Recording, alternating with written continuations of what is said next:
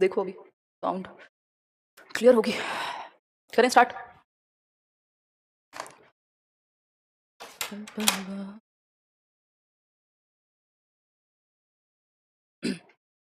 Good evening everyone, start करते हैं।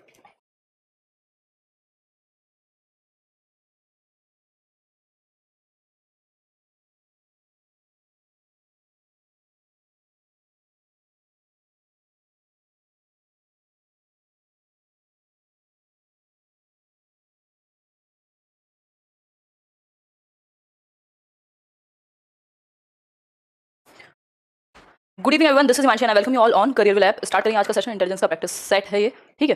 तो दोनों होगा निकिता, अगर आप D+U में कोई भी एक सेक्शन चूज करते हैं तो आप चेंज करके दोनों ही लैंग्वेज को चेक कर सकते हैं। एक क्वेश्चन को आप वही कन्वर्ट का ऑप्शन होता है, हिंदी और इंग्लिश दोनों में कन्वर्ट करके देख सकते हैं। ज्यादातर एग्जाम्स में, कोई भी एग्जाम ऐसा नहीं होता, रेयर केस में कोई एक एग्जाम हो सकता है ऐसा जहाँ पे सिर्फ एक लैंग्वेज हो, बाइलिंगुअल होते हैं पेपर, आप दोनों ही लैंग्वेज चेक कर सकते हो ज्यादातर एग्जाम्स में।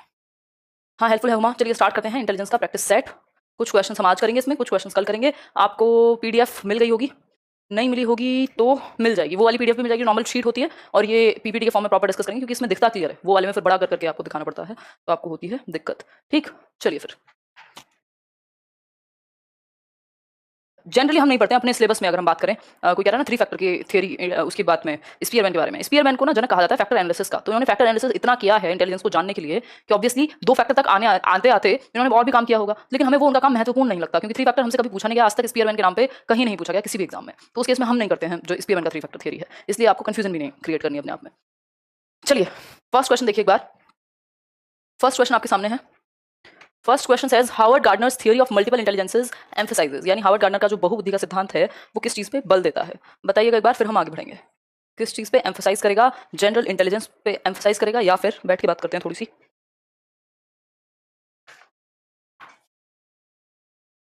ठीक है, आवाज एकदम क्लियर होनी चाहिए। आ जाओ, पहले बात तो तभी करेंगे ना जब। चलिए, बहुत बहुत खुशी की बात है। देखिए एक बार। हाँ ठीक है ठीक है, क्वेश्चंस करते जाना है फटाफट फटाफट, फिर डिस्कशन आगे होगा। सी को लॉक कर दो। कोई कह रहा है सी को लॉक कर दो। सी को लॉक कर सकते हैं हम इफ़ यू वांट। फटाफट से आज कुछ 30 क्वेश्चन करेंगे, बाकी के कुछ 20 क्वेश्चन के आसपास कल करने वाले हैं हम लोग। ठीक है जी। देखिए, Harvard Gardner's theory of multiple intelligences emphasises what. तो पहला क्वेश्चन है आपके सामने, और यहाँ बात हो रही है general intelligence, common abilities required in school, या फिर आपका the unique abilities of each individual, या कंडीशनिंग स्किल्स। तो हमें पता होना चाहिए हार्वर्ड गार्डनर क्या कहते हैं। मैं ना पढ़ूं क्वेश्चन, ठीक है, आपको कुछ सेकंड मिलेंगे पढ़ने के लिए। ठीक है, तो हार्वर्ड गार्डनर क्या कहते हैं? हार्वर्ड गार्डनर बात करते हैं यूनिक एबिलिटीज की जो कि हर एक इंडिविजुअल में पाई जाती हैं, इसीलिए उन्होंने 8 प्रकार की बात की है। वैसे तो 9 प्रकार भी आपको ज्यादातर जगह पे मिल जाएंगे, क्योंकि 8 प्रकार अकेले नहीं दिए थे। उसके बाद जब 7th के बाद इन्होंने चीजें की, जो 7th इंटेलिजेंस है, उसके बाद तो और भी इन्होंने इंटेलिजेंस को जोड़ा और भी तरह की। तो हम कह सकते हैं ये कहते हैं यूनिक एबिलिटी है, क्योंकि 8 अलग अलग प्रकार से बच्चे सीख सकते हैं। कोई किसी चीज में अच्छा होगा, कोई किसी और चीज में इंटेलिजेंट होगा। ठीक है जी, इतनी बात क्लियर है। जनरल इंटेलिजेंस की बात हार्वर्ड गार्डनर नहीं करते। जनरल इंटेलिजेंस की बात बहुत सारे अदर लोग करते हैं, जिनके बारे में हम डिस्कस कर चुके हैं, स्पेशली स्पीयरमैन करते हैं। ठीक है, मेनली 8 टाइप्स ऑफ इंटेलिजेंस। आगे बढ़ेंगे कि हर एक व्यक्ति में अपनी खुद की एक क्षमता है, ये ऐसी बात कर रहे हैं कि अलग अलग प्रकार की बुद्धि है। क्वेश्चन नंबर 2 देखिए एक बार। क्वेश्चन नंबर 2 है, खुद पढ़िए एक बार, लीजिए 20-30 सेकंड का समय और पढ़िए और जवाब दीजिए। अच्छा रचना, ये तो मैं पहली बार सुन रही हूँ, नहीं तो मेरे पढ़ने से क्वेश्चंस आसान लगते हैं लोगों को। एट्रीब्यूट्स बताए तो थे थॉर्नडाइक की थ्योरी में, आंसर करो पहले। अविनाश कह रहे हैं डी इज लॉक्ड, और अविनाश उसके अलावा?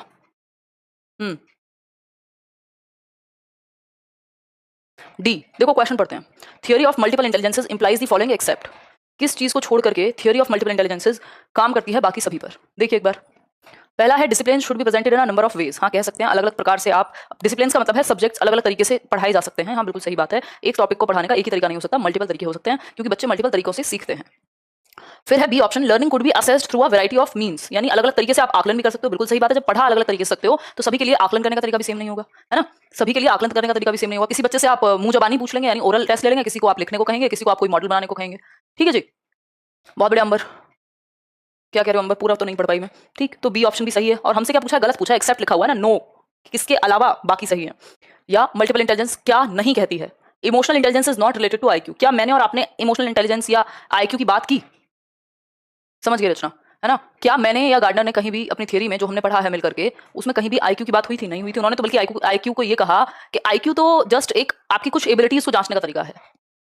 Intelligence is a distinct set of processing operations used by an individual to solve problems. हाँ, कह सकते हैं, ये बात मैंने आपको शुरुआत में बताई थी कि सारे जो टाइप्स हैं इंटेलिजेंस के वो इंडिपेंडेंट होते हैं, लेकिन एक साथ मिलकर के काम कर सकते हैं किसी एक समस्या का समाधान करने के लिए। इसलिए ये बात बिल्कुल सही है। जिनको समझ में नहीं आया हो फिर से समझ लो। मैंने 3 बातें बताई थी कि गार्डनर ने कहा है कि आईक्यू मतलब जो इंटेलिजेंस है वो एक सिंगल एंटिटी ना होकर के डिस्टिंक्ट सेट हो सकते हैं, अलग अलग इंडिपेंडेंट टाइप्स हो सकते हैं। और अगर हम बात करें तो ये जो टाइप्स हैं वो सारे इंडिपेंडेंट हैं, स्वतंत्र हैं, एक दूसरे से भिन्न हैं, लेकिन अलग अलग काम में क्या होंगे, एक साथ मिलकर के काम कर सकते हैं। ठीक, क्लियर है बात? आगे बढ़ेंगे।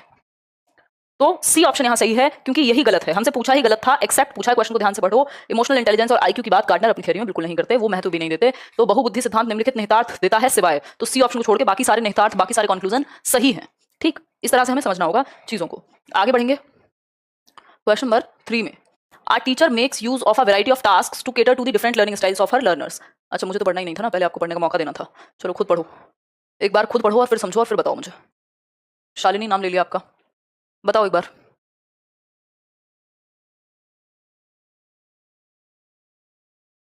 बी ऑप्शन, बहुत सारे लोग बी कह रहे हैं। देखो समझते हैं। दूसरा क्वेश्चन समझ नहीं आया, दूसरे क्वेश्चन में था क्या? दूसरे क्वेश्चन ये पूछा था कि गार्डनर की थ्योरी में किसको छोड़कर बाकी सबके बारे में बात होती है। तो आईक्यू वाली बात को छोड़कर बाकी सारी बातें गार्डनर की थ्योरी में इंक्लूडेड हैं और उनके बारे में बात होती है। चलिए देखिए एक बार। Are teacher makes use of a variety of tasks to cater to the different learning styles. अलग अलग तरह से सीखने वाले बच्चे हैं और टीचर भी क्या करता है, उनको अलग अलग तरीके से सिखाने की कोशिश करता है। अलग अलग स्टाइल्स, विजुअल लर्नर के लिए पिक्चर्स के थ्रू सिखाता है, ऑडिटरी के लिए ऑडियो के थ्रू सिखाता है। तो टीचर भी अलग अलग बच्चों को अलग अलग तरीके से सिखाने की कोशिश करता है। तो टीचर किससे इन्फ्लुएंस्ड है? कोहलबर्ग से इन्फ्लुएंस्ड है, या फिर गार्डनर से, या फिर वाइगॉस्की से, या फिर पियाजे से? आपको पता है मल्टीपल इंटेलिजेंस कहता ही है कि आप एक डिसिप्लिन को, एक थ्योरी को कई तरीके से सिखा सकते हो। ठीक है जी, कई तरीके से सिखा सकते हो। तो ये गार्डनर से सहमत होगा ऐसा टीचर जो ये कहे कि अलग अलग स्टाइल से बच्चों को, जो अलग अलग स्टाइल में सीखते हैं, उनको सिखाया जा सकता है। क्वेश्चन नंबर 4 देखिए एक बार। क्वेश्चन नंबर 4 देखिए।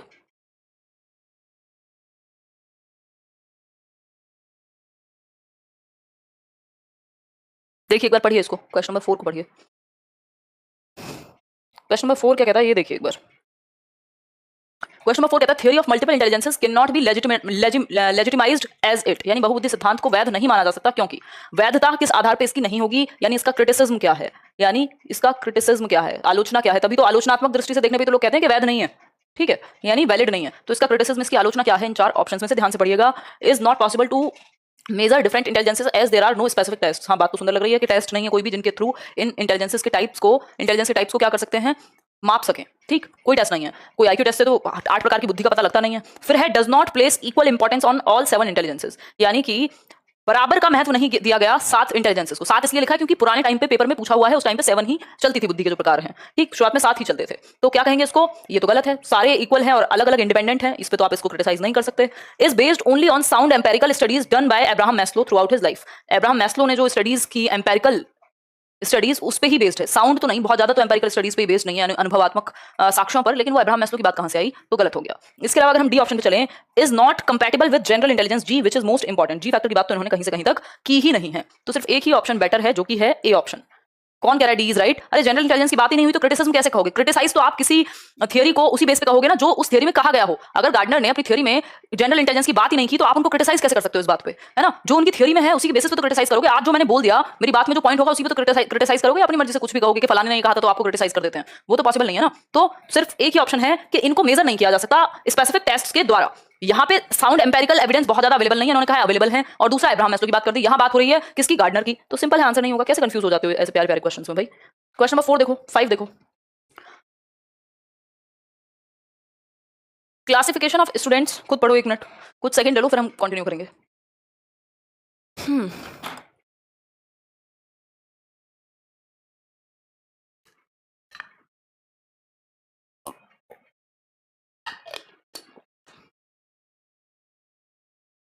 हाँ रचना, ये इतना लेवल तो आपको सीटेट में भी पढ़ना होता है, ये वाले टॉपिक तो। Classification of students in different groups on the base. Actually चक्कर क्या है ना कि आपने ना अभी इतना पढ़ लिया, सीटेट में आप इतना ही पढ़ते तो आप कंफ्यूज नहीं होते थे। अभी आपने इतना पढ़ लिया है और अभी तो और इतना पढ़ना बाकी है, और आपके दिमाग में हो रही है कंफ्यूजन नॉर्मल टॉपिक्स को लेकर भी। इसका मतलब यही है कि अभी रिवीजन की बहुत जरूरत है। धीरे धीरे बार बार सारी थ्योरीज को अपने दिमाग में आत्मसात करने की जरूरत है, उनकी प्रैक्टिस करने की जरूरत है, वो जो डाउट है उनको क्लियर करने की जरूरत है ना। जब हम ज्यादा पढ़ते हैं तभी तो no study no confusion, more study more confusion. तो जब ज्यादा पढ़ोगे तो थोड़े से तो कंफ्यूजन होगी ना। उस टाइम पे आपको पता है 4 चीजें, आपने 4 चीजें समझनी आसानी होगी आपके लिए, अभी दायरा बढ़ गया थोड़ा। Classification of students in different groups on the basis of their IQ tends to dash their self esteem and dash academic performance। यानी यदि हम IQ के बेसिस पे बच्चों को कर दें विभाजित, तो उनकी जो सेल्फ एस्टीम मतलब जो उनका खुद में विश्वास है, जो खुद का सम्मान है अपने प्रति, वो क्या होगा, बताओ क्या होगा। और उनकी एकेडमिक परफॉर्मेंस, यानी जो बच्चा फर्स्ट आ रहा था, सेकंड आ रहा था, या बिल्कुल थर्ड फोर्थ फिफ्थ आ रहा था, या कोई रैंक नहीं लाता था, यानी पढ़ाई में जो परफॉर्मेंस है वो कैसी रहेगी, हमने आईक्यू के आधार पर बांट दिया। एक बच्चे को कहा तुम गिफ्टेड हो तो तुम इस कैटेगरी में हो, एक बच्चे को कहा तुम तो मोरॉन हो तो तुम इस कैटेगरी में हो, तुम एवरेज हो तो तुम इस कैटेगरी में हो। अब तुम इससे ज्यादा नहीं कर सकते, बच्चे के दिमाग में ये आ जाएगा। जो गिफ्टेड है उसके दिमाग में बहुत ज्यादा ये आ जाएगा कि मुझे तो पढ़ने की जरूरत ही नहीं है, तो उसका भी एकेडमिक स्कोर क्या हो जाएगा, कम हो जाएगा। और सेल्फ एस्टीम, जो सेल्फ वर्थ है, कई लोगों की तो कम हो जाएगी, कई लोगों की कुछ टाइम बाद कम हो जाएगी जब वो सही परफॉर्म नहीं कर रहे होंगे, है ना। 126 मार्क्स में बहुत बढ़िया बात है जी। तो डिक्रीज, ठीक, दोनों ही चीजें, सेल्फ एस्टीम भी और एकेडमिक परफॉर्मेंस भी। क्योंकि आपको लगेगा, मतलब आपका खुद में विश्वास खत्म हो जाएगा, क्योंकि आपको लगेगा आईक्यू की वजह से हो रहा है जो हो रहा है, मेरा तो कोई रोल ही नहीं है ना। तो डिक्रीज दोनों ही चीजें डिक्रीज हो जाएंगी। आईक्यू के बेसिस पे कैटेगराइज करने से कोई अच्छा तरीका नहीं है कि हम कैटेगराइज कर दें आईक्यू के बेसिस पे। क्वेश्चन नंबर 6 देखिए, ये तो हमने कल ही समझा था, इसको गलत मत कीजिएगा। Raven's progressive matrices example of dash test, यानी रावन का प्रोग्रेसिव मैट्रिसेस जो है वो किस चीज का उदाहरण है, ये पूछा है। रावेन्स प्रोग्रेसिव मैट्रिसेस किस चीज का एग्जांपल है, वर्बल आईक्यू का, culture free IQ, non group IQ या पर्सनैलिटी। बहुत बढ़िया प्रिंस, आंसर कीजिए फटाफट से। 5 का उदाहरण दिया तो अभी कहाँ रहते हो। कल्चर फ्री आईक्यू टेस्ट में आता है राविन्स प्रोग्रेसिव मैट्रिसेस, एक परफॉर्मेंस टेस्ट है। कल ही हमने बात की थी कि ज्यादातर जो परफॉर्मेंस टेस्ट्स हैं वो कल्चर फ्री होते हैं, उन पर कल्चर का प्रभाव नहीं पड़ता। चाहे आप दुनिया के कितने भी कल्चर के बच्चे लाके बिठा दो, इंडियन हो, अफ्रीकन हो, अमेरिकन हो, सबको एक साथ बिठा दो, क्योंकि वहाँ भाषा का प्रयोग नहीं करना। वहाँ क्या करेंगे, हम पिक्चर्स दिखाएंगे उनको, और या फिर पजल सॉल्व करवाएंगे, या फिर कोई एक्टिविटी कराएंगे, है ना। तो कल्चर फ्री आईक्यू टेस्ट है ये राविन्स प्रोग्रेसिव मैट्रिसेस, ये आपको समझ में आना चाहिए, ठीक है। कल्चर बायस्ड नहीं है ये। नेक्स्ट देखिए, वो बहुत बड़ा क्वेश्चन है, थोड़ा सा इसको साइज छोटा कर देंगे। देखिए एक बार, यार टेस्ट का नाम है ना प्रोग्रेसिव मैट्रिसेस, कैसे परेशान रहते हो। रावण का नाम नहीं था कल, ऐसा कैसे हो सकता है, बताना एक बार। रावण नहीं पढ़ा था हमने कल, मैं लास्ट में नाम नहीं दिलवाया था रावण मैट्रिसेस का, बताओ एक बार। मैं तो इतनी बार डिस्कस कर चुकी हूँ, समझ चुकी हूँ, पढ़ा था अंजलि, पाया, छवि, स्टूटिका, खतरनाक नाम है, पढ़ाया था। घास भी कह रही हैं, घास नाम है आपका, पहली बार पढ़ा है मैंने। कोमल भी कह रही हैं पढ़ा था, पल्लवी कह रही हैं पढ़ा था, राविन था, मुकेश भी कह रहे हैं, ईशा भी कह रही हैं, नहीं ईशा तो कुछ और कह रही हैं, पढ़ाया था, पायल कह रही हैं, चांदनी भी कह रही हैं, अलका भी कह रही हैं। कहाँ थे आप फिर कल, हैं, ध्यान कहाँ था आपका। हाँ, भारी भारी नाम है इन लोगों के। देखो एक बार, अगर हम बात करें, नेक्स्ट है G factor with reference to intelligence, यानी जो जी फैक्टर है, सामान्य बुद्धिकारक है, वो इंटेलिजेंस के रेफरेंस में क्या है, बताइए एक बार।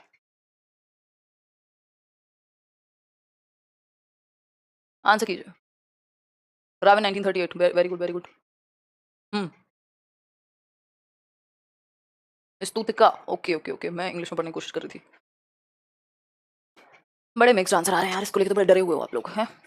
इसका आंसर होगा a factor that predicts the level to which a child can be groomed, या फिर standard deviation in the normal distribution of intelligence, या फिर the general term for measuring mental ability, या guidance needed for child to boost his or her IQ. ऐसा तो कुछ हमने पढ़ा नहीं है, ये क्या है बेसिकली, पढ़ा तो हमने ये भी नहीं है, लेकिन ये इन्होंने थोड़ा सा घुमा के दे दिया है। जो स्टैंडर्ड डेविएशन होता है, जिसकी हम बात कर रहे थे, ये स्टैंडर्ड डेविएशन होता है इन the normal distribution of intelligence. तो ये एक तरह से जीरो वाला जो स्टैंडर्ड डेविएशन का पॉइंट था ना, ये एकदम न्यूट्रल वाली स्थिति है जनरल इंटेलिजेंस की, कि ये आपके हर काम में इन्वॉल्व होगा, और जितनी ज्यादा जनरल एबिलिटी होगी उतना ही बाकी सारे फील्ड्स में भी आप बेहतर कर पाएंगे। ये एक स्टैंडर्ड डेविएशन, यानी बिल्कुल एक एवरेज मीडियन ले लेते हैं ना, जैसे स्टैंडर्ड डेविएशन, ये आपको पता है जीरो की तरह एकदम नॉर्मल प्रोबेबिलिटी कर में, नॉर्मल डिस्ट्रीब्यूशन ऑफ इंटेलिजेंस में। सी नहीं होगा, मेंटल एबिलिटी को मेजर करने के लिए नहीं होता है ना। एक बार को अगर बी नहीं होता तो ए के साथ हम चले भी जाते हैं, ठीक है। टेम्परेचर ठीक ठाक है रूमा, मैंने चेक तो नहीं किया, बट गर्मी खूब है। क्वेश्चन नंबर 8 देखिए एक बार, the following can be used as alternatives to assess intelligence except, यानी कौन सी एक चीज बुद्धि को असेस करने के लिए ऑल्टरनेटिव की तरह यूज नहीं की जा सकती, कौन सी एक चीज को हम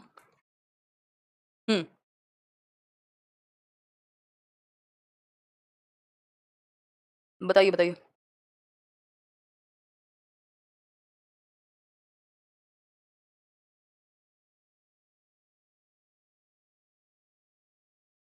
ओके ओके ओके, बिना फैन के पढ़ रहे हैं, लाइट नहीं आती, हम लोकल एरिया में रहते हैं, कितनी अच्छी बात लगती है, मतलब स्ट्रगल है एक तरह से, बहुत ही अच्छी बात है। अगर मैं लास्ट वाले क्वेश्चन को एक बार डाउट में डाल लेना, मैं उसको चेक करूंगी, 7th वाला जो क्वेश्चन है, एक बार मैं फिर भी उसको चेक करूंगी, मुझे उसमें थोड़ा सा डाउट तो लग रहा है ना, एक बार मैं उसको चेक करूंगी। 8 पे आते हैं, the following can be used as alternatives to assess intelligence except, कौन सा एक तरीका इंटेलिजेंस को मेजर करने के लिए नहीं अपनाया जा सकता। Time taken by student to respond to a question, भाई कितनी देर लगती है बच्चों को सॉल्व करने में, इसके बेसिस पे उसकी इंटेलिजेंस को मापा जा सकता है। ये बात बिल्कुल सही है कि स्लो है, कि जल्दी करता है, फास्ट है, या मॉडरेट टाइम लेता है। Ability of students to adapt, कितनी तेजी से आप अडेप्ट कर लेते हो, भाई हमने इंटेलिजेंस की डेफिनेशन में ही पढ़ा था ना, कि कितनी तेजी से आप रिस्पॉन्ड कर पाते हो, एडजस्ट कर पाते हो, अडेप्ट कर पाते हो अपने एनवायरमेंट में, ये सारी चीजें हैं।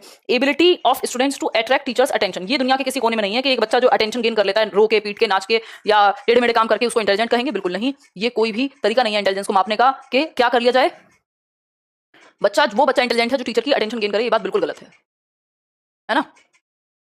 अगर हम बात करें डी ऑप्शन की तरफ जा रहे हैं कई लोग, पिजेशियन टास्क, यानी प्याजे ने कुछ टास्क किए थे, जैसे वो परख नली वाला था कि उसको छोटे बर्तन में दिखाया फिर बड़े बर्तन में दिखाया, ये सब इंटेलिजेंस को मापने के लिए तो थे। कॉग्निटिव एबिलिटी जो है वो इंटेलिजेंस से तो संबंधित है कि दिमाग उसका किस लेवल पे काम कर रहा है। तो पिजेशियन टास्क तो बिल्कुल सही है इंटेलेक्ट के लिए, लेकिन सी ऑप्शन गलत है कि जो बच्चे अगर कोशिश करते हैं टीचर की अटेंशन को गेन करने के लिए, उसको इंटेलिजेंट नहीं कहेंगे। ये कोई तरीका नहीं है इंटेलिजेंस को मापने का कि जिसने अटेंशन गेन कर ली वो इंटेलिजेंट हो गया, ये तो टीचर का फेवरेट कहलाएगा वो तो। ठीक है जी, क्वेश्चन नंबर 9 देखिए, क्वेश्चन 9 भी देखिए एक बार, देखिए 9 है, the following 3 aspects of intelligence are dealt by Sternberg's triarchic theory except, यानी स्टर्नबर्ग की ट्रायर्किक थ्योरी में कौन सी चीज नहीं है, एक्सेप्ट लिखा हुआ है, ध्यान से पढ़ा करो, जब एक्सेप्ट लिखा हो इसका मतलब क्या है, नॉट। ठीक, इसका मतलब क्या है, नॉट।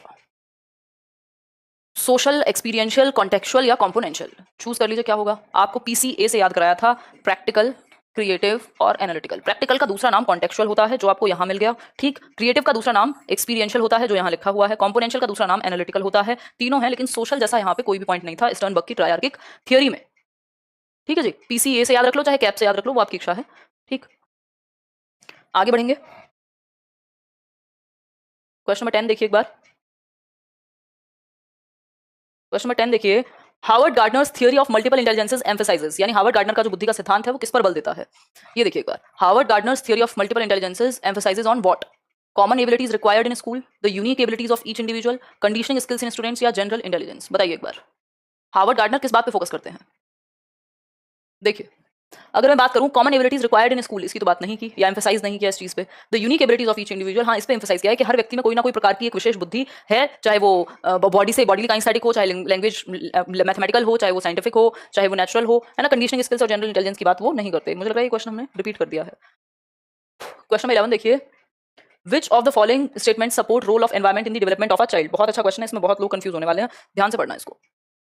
मैं थोड़ा सा पीछे हो जाती हूँ, ध्यान से पढ़ो, ध्यान से पढ़ो। एक क्वेश्चन रिपीट हुआ है, मोनू रिपीट हो रहे हैं, क्या कहते हैं, जनरलाइज कर देते हो तुरंत। अच्छा, बोल के भी आंसर बताती जाओ, ठीक है बता देंगे।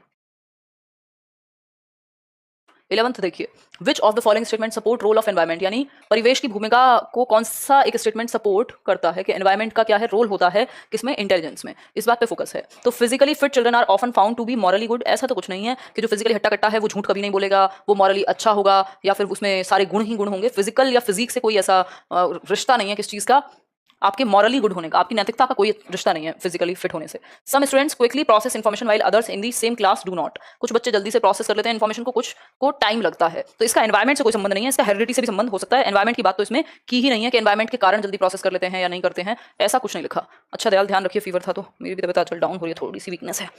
देखिए एक बार, देखिए फिर है next, There has been a steady increase in students' average performance on IQ tests in last few decades, यानी पिछले कुछ दशकों में बच्चों के IQ में लगातार एक इंक्रीमेंट या औसत इंक्रीमेंट देखने को मिला है। इसका मतलब एनवायरमेंट बेहतर होने के साथ साथ IQ भी बेहतर हो रहा है, इंटेलिजेंस भी बेहतर हो रही है। ये बात बिल्कुल सही है। जो लोग डी ऑप्शन दे रहे हैं उनको बहुत ही दुख के साथ मुझे सूचित करना पड़ेगा कि मैंने एक टॉपिक में डिस्कस किया था, फ्लीन इफेक्ट। फ्लीन इफेक्ट क्या था, वो यही बताता है कि हर 10 साल में पहली जनरेशन से ज्यादा स्मार्ट जनरेशन पैदा हो रही है, क्योंकि उनके पास रिसोर्सेज ज्यादा हैं। कहा नहीं जाता हमारे टाइम पे तो बच्चों को कुछ नहीं पता होता था, आजकल के बच्चों को सब पता है। क्यों पता है? क्योंकि उनके पास टेक्नोलॉजी है, उनके पास संसाधन है ना, उनके पास खाना पानी सब टाइम से मिल रहा है उन्हें। ठीक है, एजुकेशन अच्छी मिल रही है पहले से। डी ऑप्शन है, correlation between IQs of identical twins raised in different homes is as high as 0.75। तो ये तो एनवायरमेंट का थोड़ी बताया, इसमें तो आपने हेरिडिटी का बताया कि आईक्यू में इतना कोरिलेशन है 0.75 यानी 75% तक का। क्यों है? क्योंकि हेरिडिटी की वजह से है।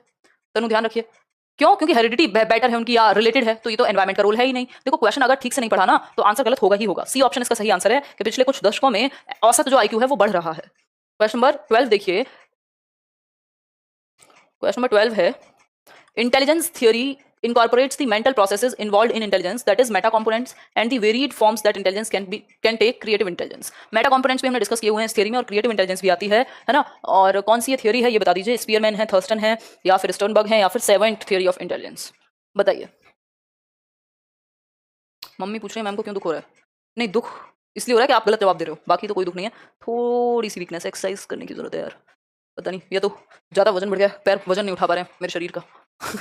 मजाक कर रही हूँ यार। देखो एक बार, देखिए देखिए देखिए, 12th का सेकंड, स्पीयरमैन डी फैक्टर। अरे नहीं यार, क्रिएटिव इंटेलिजेंस की तो स्पीयरमैन की बात हुई नहीं है, ना थर्स्टन ने बात की, ना स्पीयरमैन ने बात की, सेवंथ थियरी हमने कोई की नहीं है। तो क्या हुआ, स्टर्नबर्ग ट्रायर की थ्योरी में पीसीए में से जो सी वाला पॉइंट है उसमें क्रिएटिव इंटेलिजेंस की बात हुई है, और कंपोनेंट्स की बात हुई है हर एक पॉइंट में कि प्रैक्टिकल में कौन से हैं, क्रिएटिव में कौन से हैं, मेटा कंपोनेंट्स। अगर आपने वो पढ़ी है थ्योरी स्टर्नबर्ग की जो हमने कुछ दिन पहले की थी, उसको एक बार चेक कीजिए, आपको समझ में आ जाएगा तुरंत। आगे बढ़ते हैं, नेक्स्ट क्वेश्चन देखिए, क्वेश्चन नंबर 13 है which one of the following is a critic of theory of multiple intelligences, यानी इनमें से कौन सा एक क्रिटिक है, आलोचना है किसकी, मल्टीपल इंटेलिजेंस की थ्योरी की, यानी गार्डनर की थ्योरी की कौन सी एक आलोचना है, ये बताइए, बताइए फटाफट से आंसर कीजिए। बहुत बढ़िया शुभम।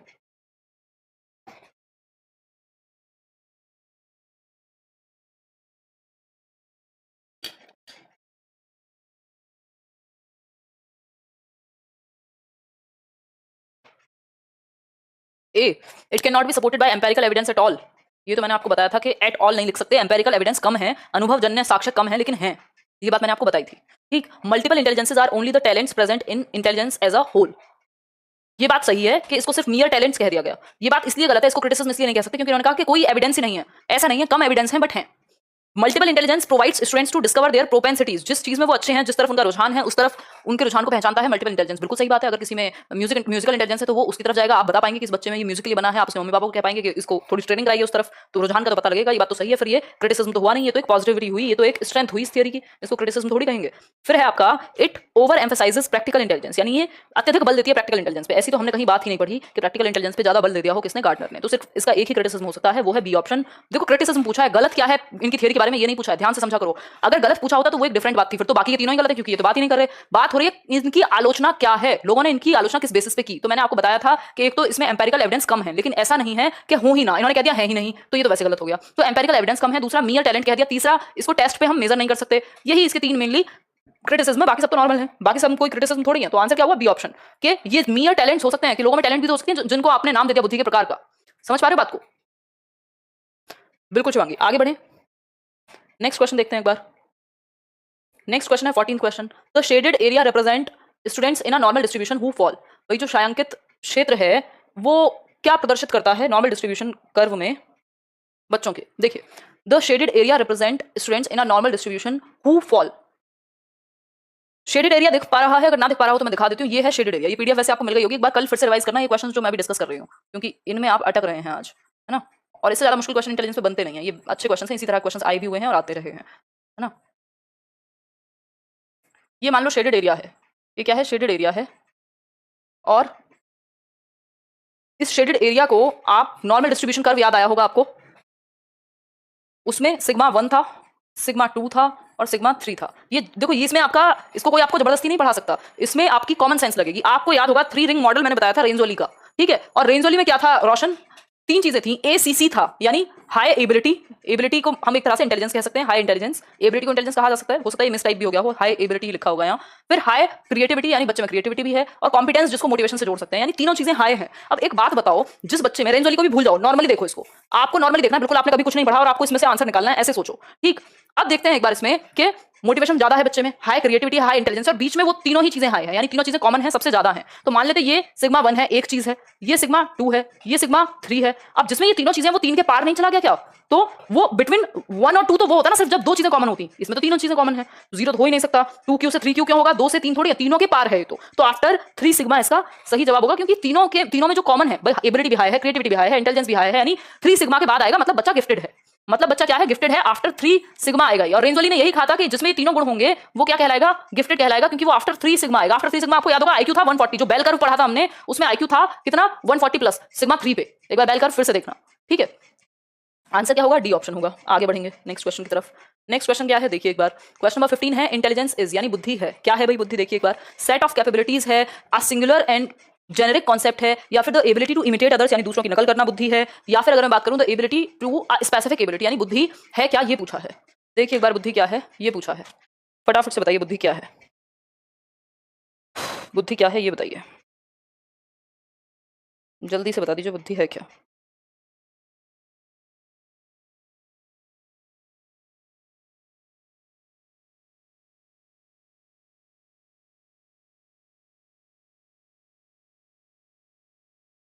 देखिए एक बार भाई, बुद्धि क्या है, एक सेट ऑफ कैपेबिलिटीज है, कोई एक स्पेसिफिक एबिलिटी नहीं है कि कोई एक चीज है उसको बुद्धि कह दोगे, बुद्धू मत कहना। आ सेट ऑफ एबिलिटीज, यानी कई सारे सामर्थ्य का एक समुच्चय है, एक सेट है अलग अलग कैपेबिलिटीज का, ठीक है।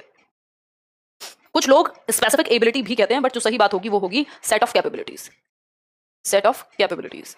ए भी डी भी हो सकता है, लेकिन किसी के अकॉर्डिंग पूछा होता तब ना, नॉर्मल केस में तो सेट ऑफ कैपेबिलिटीज हम कहते हैं। आगे बढ़ेंगे, दूसरों की नकल करना कब से हो गई भाई बुद्धि? एक सिंगुलर कॉन्सेप्ट नहीं है। फिर तो बी और डी दोनों ही एक ही बात कह रहे हैं। क्वेश्चन नंबर 16 देखिए, विच one of the following illustrates a person with linguistic intelligence, यानी जिसमें भाषाई बुद्धि है उस व्यक्ति को पहचानिए इन चार ऑप्शंस में से किसके अंदर भाषाई बुद्धि होगी। यूट्यूब क्लास तो आज मुश्किल है, आज तो हो सकता है मैं छुट्टी ही कर दूं क्योंकि energy I am not feeling enough. कल कुछ स्पेशल होगा।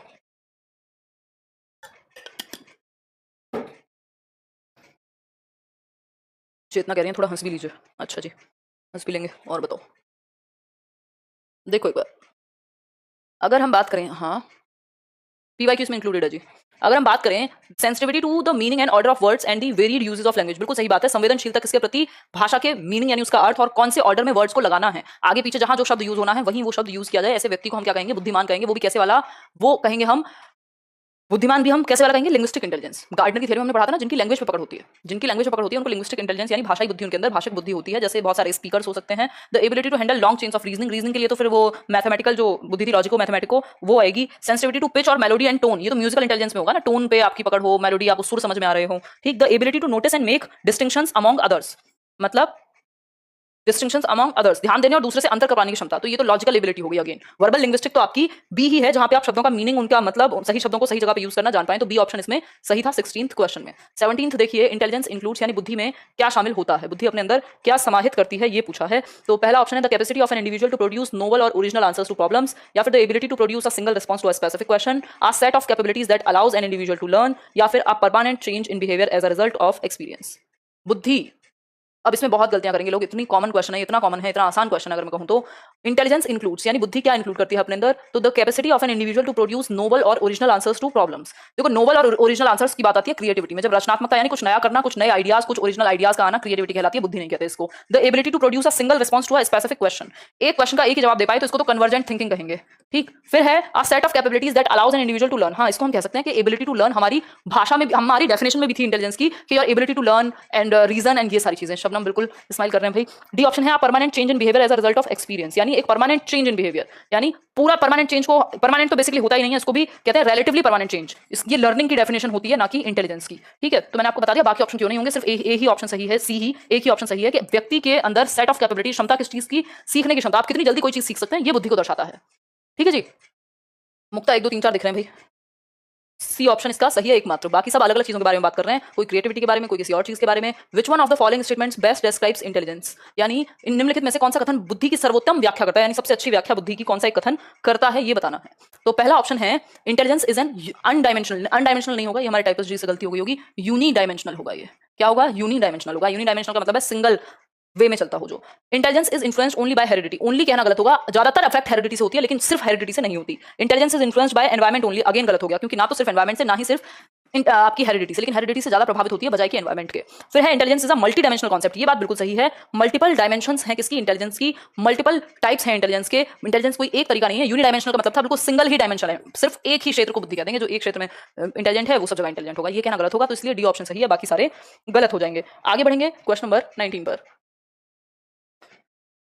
क्वेश्चन नंबर 19 है Harvard Gardner's theory of multiple intelligence MI suggest that, यानी हार्वर्ड गार्डनर का बहुबुद्धि सिद्धांत क्या सजेस्ट करता है कि जो टीचर्स हैं they should use MI as a framework for devising alternative ways to teach the subject matter, यानी शिक्षकों को चाहिए कि वो विषय वस्तु को वैकल्पिक विधियों से पढ़ाएं, यानी एक चीज को पढ़ाने के मल्टीपल वेज तलाशें। या फिर B option ability is destiny and does not change over a period of time, यहाँ पे किस्मत की बात तो कोई भी साइकोलॉजिस्ट या साइंटिस्ट नहीं करता कि डेस्टिनी है और इसलिए होगा और ये और वो। फिर है नेक्स्ट आपका every child should be taught every subject in 8 different ways, ये मैंने आपको शुरुआत में ही बताया था कि अगर कोई ये कहे कि एक बच्चे को, हर बच्चे को 8 तरीके से एक ही चीज पढ़ाओ तो वो गलत होगा। 8 में से कोई एक तरीका आपको समझना होगा कि ये बच्चा ऐसे बेहतर सीखता है तो आप उस तरीके से सिखा दो, हर बच्चे को 8 तरह से थोड़ी सिखाओगे, उसका तो कोई पॉइंट ही नहीं होगा, ठीक है। तो हर बच्चे को 8 तरह से नहीं सिखाना, बल्कि हमें अलग अलग तरीके से जिस बच्चे को जिस मेथड की जरूरत है उसका यूज करना है। इसका मतलब ये नहीं है कि 8 प्रकार की बुद्धि है तो 8 तरह से सिखाओ, वो तो गड़बड़ हो जाएगी, ठीक है। पूछिए लवली, पूछिए पूछिए पूछिए। फिर नेक्स्ट क्वेश्चन है आपका, या टाइमिंग तो यही रखेंगे 7 बजे, एकदम सेट टाइम है अपने लिए, अगर तो जरूरत लगी बीच में कभी तो देखेंगे, अगर सीटेट आ जाता है तो हो सकता है थोड़ा बहुत चेंज हो जाए।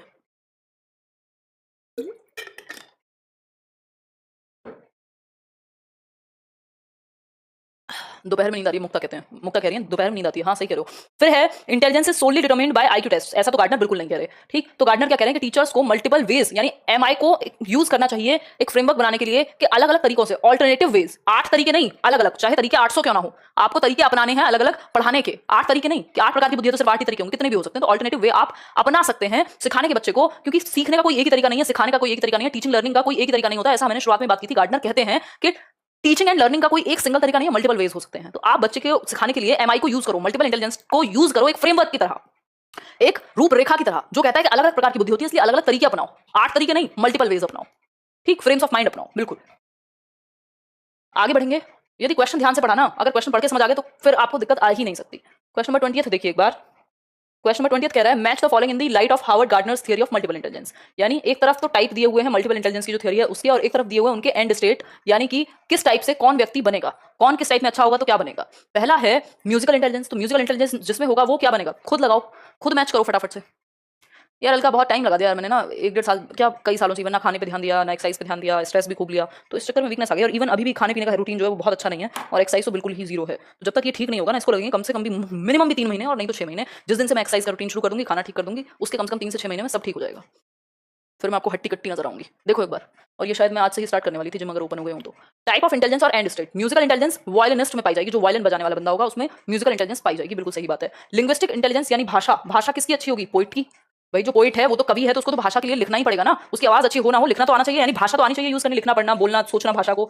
इंटरपर्सनल, इंटरपर्सनल पाया जाएगा थेरेपिस्ट में, जो लोगों के साथ डील करने में अच्छा हो। स्पेशल इंटेलिजेंस यानी जो स्पेस के बारे में अच्छे से समझ पाए, तो ये स्कल्पचर में पाई जाएगी। स्कल्पचर कौन होगा, वो व्यक्ति जो मूर्तिकार है, उसको दिशाओं का और पूरा नाक कैसी बनानी है, आंख कैसी बनानी है, ये सब पता होगा। दैट मींस फर्स्ट का तो हो गया डी ऑप्शन। तो फर्स्ट का डी दिख रहा है कहीं, ये कट गया, ये कट गया, क्योंकि नीचे के दोनों में ही डी है, अब इसमें भी मैच करना पड़ेगा। फर्स्ट का हो गया डी, म्यूजिकल का हुआ वायलिनिस्ट, तो डी हो गया। सेकंड जो है लिंग्विस्टिक, वो किससे संबंधित है, पोइट से, तो सेकंड का बी हो गया, दोनों में बी है, ठीक है। थर्ड का देखो फिर इंटरपर्सनल इंटेलिजेंस थेरेपिस्ट में, यानी ए होना चाहिए, यानी ए होना चाहिए थर्ड का। तो ए यहाँ है, यहाँ ई है, ई तो हो नहीं सकता, तो सिर्फ सी ऑप्शन ही सही है, ऐसे आप चूज कर सकते हो। कोई कह रहा है चेतना कह रहे करते क्यों नहीं, रोज बोलते हो आप। हाँ यार थोड़ा ना मुझे ब्रेक लेने की जरूरत है, और ब्रेक ऐसे मिलता नहीं है, और मन फिर करता नहीं है कि एक अलग सा रूटीन शुरू करूं, ऊपर से रात का सोना फिर से खराब हो गया, बड़ी मुश्किल से ठीक हुआ था। क्वेश्चन नंबर 21 देखिए। The theory of multiple intelligence says that, यानी बहुबुद्धि का जो सिद्धांत है वो क्या कहता है, बताइए एक बार। हाँ बिल्कुल प्रीति, इसमें ज्यादा प्रीवियस ईयर भी है और कुछ नहीं भी है। हाँ कहीं ना कहीं तो जाएंगे। हाँ चल, वो तो आपको नहीं पता लगेगा, क्योंकि वो तो कैमरा के ऊपर है, वो कैसा कलर कर दे, पेल येलो तो नहीं हो रहा है, कलर तो वाइट ही है। देखो एक बार, ए ऑप्शन यानी intelligence can be of several kinds, ये तो आसान है बिल्कुल, बुद्धि कई प्रकार की हो सकती है, ऐसा बहुबुद्धि का सिद्धांत कहता है। पेपर पेंसिल टेस्ट हेल्पफुल नहीं है, हाँ बिल्कुल सही बात है, बट हमें क्या मतलब। मल्टीप्लाइड इफेक्टिवली, ऐसा भी कुछ नहीं हुआ। रैपिडली एक्सिलरेटेड, ऐसा भी नहीं है कि आप एक्सिलरेटर देके बुद्धि को बढ़ा दोगे, ठीक है। तो आंसर क्या होगा, A option, intelligence can be of several kinds, यानी बुद्धि कई प्रकार की हो सकती है, स्पेशली 8 प्रकार की बुद्धि हो सकती है, ऐसा कौन कह रहा है, गार्डनर कह रहे हैं। ठीक है जी, आगे बढ़ जाएं इसी बात के साथ, आगे बढ़ें, नेक्स्ट क्वेश्चन की तरफ बढ़ते हैं, क्वेश्चन नंबर 22 की तरफ। 22वां सवाल कहता है the factor G in the Spearman definition of intelligence stands for. Spearman, कोई कुछ कह रहा है आपको काम निकल जाता है, समझ नहीं, मैम शादी नहीं करना चाहती हैं। शबनम ऐसी तो कोई बात नहीं है यार, करनी होगी तो कर लेंगे, नहीं करनी होगी तो नहीं करेंगे, कोई प्रेशर नहीं है इस चीज़ का, है ना, कोई दिक्कत नहीं है। इंपॉर्टेंट सबसे ज़्यादा करियर है, बाकी देखा जाएगा, समझ में आएगा तो कर भी लेंगे। अनुप्रिया क्या पूछ रहे हो भाई, कोर्स खत्म होने वाला, अब तो मेरा नाम ले लो, सोनाली कह रहे हैं, नाम ले लिया जी। दीपशिका, हाँ यार आपका काम निकल जाता है और ब्रेक में भी नहीं करते आप ज्वाइन, समझी नहीं। हाँ सही कह रहे हो, काम निकल जाता है, सही कह रहे हो। देखो एक बार, अगर हम बात करें जी फैक्टर की, तो ये जेनेटिक फैक्टर है, जनरेटिव फैक्टर है, जनरल है या ग्लोबल है। तो आपके दिमाग में इतना तो भाई सेट होना ही चाहिए कि जी फैक्टर बोले तो सामान्य बुद्धि तत्व था, जनरल फैक्टर ना तो जेनेटिक था, ना जनरेटिव था, ना ग्लोबल था। ये तो आपको भटकाने के लिए दिया है। एक तो जनरल फैक्टर था, दूसरा था स्पेसिफिक यानी विशिष्ट। स्पेसिफिक को भी कई बार स्पेसिफिक दे देगा, स्पेशल दे देगा, कुछ और दे देगा, तो आपको पता होना चाहिए स्पेसिफिक यानी विशिष्ट था। ठीक है, आगे बढ़ेंगे, ठीक है अनामिका, जान लिया। नेक्स्ट क्वेश्चन पे चलेंगे, क्वेश्चन नंबर 23 पर। Which one of the following is not a part of Sternberg's triarchic theory of intelligence, यानी कौन सा स्टर्नबर्ग की ट्रायर्किक थ्योरी का पार्ट नहीं है, फटाफट से आंसर कीजिए। इंटेलिजेंस की ट्रायर्किक थ्योरी का हिस्सा कौन सा नहीं है, आंसर कीजिए। रिकॉर्डेड वीडियो टॉपिक होंगे, क्यों नहीं होंगे, लाइव भी करेंगे उनको। Which one of the following is not a part of Sternberg's triarchic theory of intelligence, analytical intelligence, practical intelligence, special intelligence या क्रिएटिव। तो आपको पता है क्रिएटिव भी था, प्रैक्टिकल भी था, एनालिटिकल भी था, ठीक है, लेकिन स्पेशल इंटेलिजेंस की कहीं बात नहीं हुई, किसमें, आपके स्टर्नबर्ग की थ्योरी में। फैमिली फोर्स नहीं करती, नहीं यार अभी तो मेरी सिस्टर नहीं की, मेरे से बड़ी है वो 3-4 साल। स्पेशल इंटेलिजेंस है ना, स्पेशल इंटेलिजेंस अभी उनकी चल रही है PhD. Special intelligence, special intelligence की बात कौन कर रहा था? याद करो, या तो गार्डनर ने की है या फिर आपके थर्स्टन ने भी फैक्टर के रूप में की है। आगे बढ़ेंगे। और फोर्स करके भी आपको कोई कुछ करवा नहीं सकता ना। अगर आपने ठान लिया हो अपने मन में और आप इंडिपेंडेंट हो, तो जब तक आपकी इच्छा नहीं है तब तक कोई आपसे जबरदस्ती कुछ नहीं करा सकता। ये तो हमारे अंदर का डर होता है कि हमें लगता है कि जबरदस्ती कोई कुछ करा देगा। उतनी पावर आप दीजिए मत चीज़ों को, क्योंकि ऐसे तो फिर आप कभी किसी चीज़ के लिए खड़े ही नहीं होंगे जिसमें आप विश्वास करते होंगे, है ना। बट अगर आप ही क्या हैं, किसी पर निर्भर हैं, तो फिर तो लोग जबरदस्ती करेंगे ही ना, चाहे वो परिवार हो चाहे कोई भी हो। सब जगह ऐसा नहीं होता, बट कुछ केसेस में ऐसा होता है, या बहुत ज़्यादातर केसेस में ऐसा होता है कि जबरदस्ती शादियाँ हो जाती हैं कुछ भी। तो फोकस कीजिए अपनी पढ़ाई पे। मनीषा नहीं, सैड नहीं हो यार, तबीयत थोड़ी ढीली है। क्वेश्चन तो बहुत सारे हैं, मुझे लग रहा है 45 क्वेश्चन से कल और ऐड करा दूंगी मैं, तो अभी के लिए 25 क्वेश्चन कर लेते हैं। पहला है क्वेश्चन नंबर 24 है, which one of the following is not a sign of an intelligent young child. एक बुद्धिमान किस व्यक्ति को नहीं कहेंगे? बुद्धिमान किस व्यक्ति को नहीं कहेंगे? कौन सा साइन एक बुद्धिमान बच्चे का नहीं है? पूजा बताओ क्या कह रहे हो। वो सेट मिल जाएंगे कृष्णा आपको। पीवाईक्यू कोई अलग से तो कराना नहीं था, मेन होता है टॉपिक। बैचेस में जब आप ज्वाइन करते हो मेन टॉपिक होता है, क्वेश्चंस तो आपको एडिशनली कराए जाते हैं, कुछ सेट्स मिल जाएंगे प्रैक्टिस के लिए। इसमें भी इंक्लूडेड यार हो भी रहा है, ऐसा नहीं है कि नहीं चल रहे, लेकिन हजारों क्वेश्चन।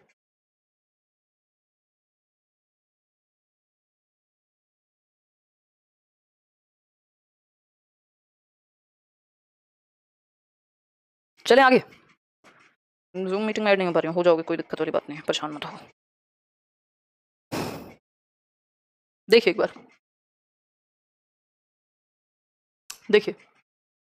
अच्छा Preeti ji, one who has the ability to cram long essays very quickly. इसको रट्टू तोता कहेंगे, इसको इंटेलिजेंट नहीं कहेंगे। जो रट लेता है बहुत अच्छे से चीजें, लंबे लंबे एसेज याद कर लेता है, इसको इंटेलिजेंट नहीं कहेंगे, है ना। वो जो आपका चतुर रामलिंगम था उसमें 3 इडियट्स में, तो उसको हम इंटेलिजेंट नहीं कहेंगे, उसको तो रट्टू कहेंगे, ठीक। तो one who has the ability to communicate fluently and appropriately, जो ठीक से अपनी बात को कह पाए वो भी इंटेलिजेंट है, बिल्कुल। One who carries on thinking in an abstract manner, बिल्कुल अमूर्त चिंतन जो कर पाए वो व्यक्ति जो रट ले वो इंटेलिजेंट है, ठीक है। जरा दुवेशा कह रही है आप सुन ही नहीं रहे हो। यार एक बात बताया करो ना, आप लोग हजारों की संख्या में जुड़े हुए हो, सबकी बात कैसे सुन लेगा कोई, है? सोचा तो करो, सामने तो बैठे नहीं हो आप, और सामने भी अगर 1000 लोग बैठे होंगे तो 1 या 2 लोग ही बोल पाएंगे।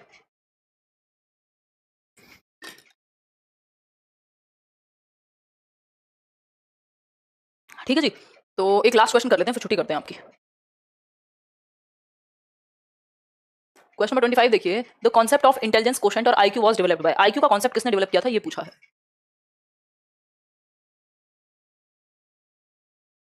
राजा आएगा, हाँ जैसे मीटअप में होता है, बिल्कुल सही बात है।